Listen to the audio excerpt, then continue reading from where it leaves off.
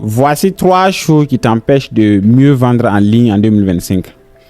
En première position, ta boutique en ligne n'est pas convaincante. Beaucoup pensent que lorsqu'on parle de e-commerce, c'est juste aller sur Shopify, aller sur YouCam, créer une boutique, ensuite ajouter des produits et espérer faire des ventes. Non, il faut savoir que ça ne marche pas comme ça. Vous devez suivre une logique. Et lorsqu'on parle de logique, c'est qu'il y a des choses vraiment que vous devez respecter. Et là, ce qui peut pousser vraiment un prospect à venir acheter sur une boutique, c'est la pertinence. Plus la boutique est vraiment pertinente, plus la boutique est convaincante, il faut savoir toutes les personnes qui visitent là, ils vont acheter facilement. Mais si quelqu'un passe sur votre boutique et que la description même de base n'est pas convaincante, les photos, les vidéos que vous avez insérées sur votre boutique n'est pas trop ça, il faut savoir que la personne ne va même pas acheter. Parce que ce qui peut pousser vraiment quelqu'un à acheter, d'abord, c'est l'image. Comme je le dis toujours, les gens achètent l'image avant d'acheter le produit. Plus l'image est de très bonne qualité, plus l'image est convaincante, plus l'image rassure, le prospect n'aura pas de soucis. Dès qu'il va aller et qu'il voit que tout est opérationnel, il va juste lancer ses coordonnées et lancer sa commande. Donc, les gars, il faut vraiment que votre boutique là soit convaincante. Quel qu'en soit le type de produit que vous vendez, il faut veiller à ce que les mots, les expressions, les designs, les photos, les vidéos, tout ce que vous allez mettre sur votre boutique là soit convaincant. Il faut suivre aussi une logique. Lorsqu'on commence à rédiger une page produit là, il ne faut pas rédiger ça au hasard. Il faut suivre une logique. Il faut suivre une bonne stratégie. De telle sorte que lorsque quelqu'un commence à lire du début jusqu'à la fin, arriver à la fin là, que la personne soit rassurée et qu'il se décide à passer à l'action.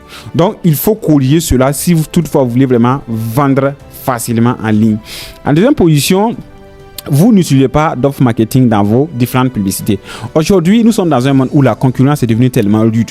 Et pour s'en sortir, il ne suffit plus de seulement aller sur Facebook, aller sur TikTok, faire des publications, faire des vidéos, poster. Non, il faut savoir vous démarquer. Lorsqu'on dit se démarquer, c'est pas seulement venir dire que je vends ça, je vends ça. Non, il faut savoir créer des stratégies. Il faut savoir mettre en place des stratégies qui vont vous différencier carrément des autres. Parce qu'il y a pas mal de personnes qui proposent les mêmes produits que vous. Il y a pas mal de personnes aussi qui proposent les mêmes services que vous. Donc, démarquez-vous, les gars. Démarquez-vous. Aujourd'hui, ce n'est pas les produits ni les publicités qui font vendre. Ce sont les offres. En dehors du produit, qu'est-ce que le prospect aura de plus? C'est ça la question. Il ne suffit pas seulement de venir dire au prospect d'acheter que le produit est là, ça coûte. Non. Il faut que le prospect se dise qu'en achetant ton produit là, il aura encore beaucoup plus de valeur ajoutée.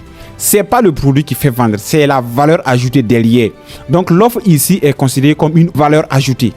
Plus la valeur ajoutée est convaincante, plus les prospects n'ont pas de problème. Dès qu'ils voient votre publicité, ils se bousculent même à acheter. Parce qu'ils se disent que là, il ne faut pas que je rate cette opportunité.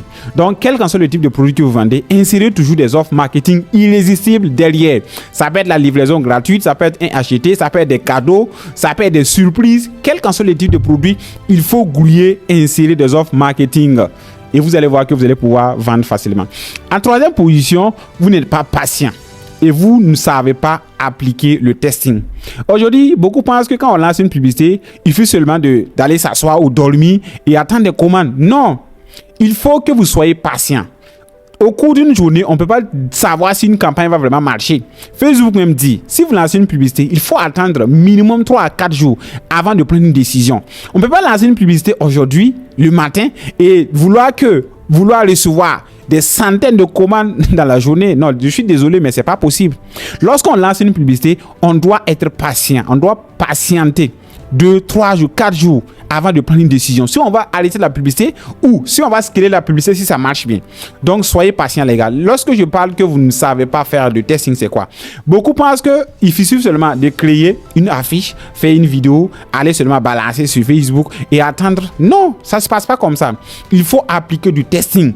Il faut vraiment avoir plusieurs accroches, avoir plusieurs vidéos à côté, avoir plusieurs affiches à côté, avoir plusieurs textes publicitaires à côté. Au cas où le premier ne marche pas, je passe au deuxième. Ainsi de suite, jusqu'à trouver la bonne. Donc, voici en quelque sorte les conseils que j'avais à partager avec vous aujourd'hui. Alors, si c'est la première fois que tu me suis, moi, c'est Raoul Fabrice Compaoré. Je suis dans le e-commerce. J'ai même accompagné des centaines de personnes aujourd'hui qui gagnent mieux leur vie grâce au e-commerce. Tout ce que tu as à faire afin de ne rien rater par rapport à mes contenus, c'est de t'abonner sur la page, liker cette vidéo, la partager et on se dit à la prochaine pour une autre vidéo. Bye.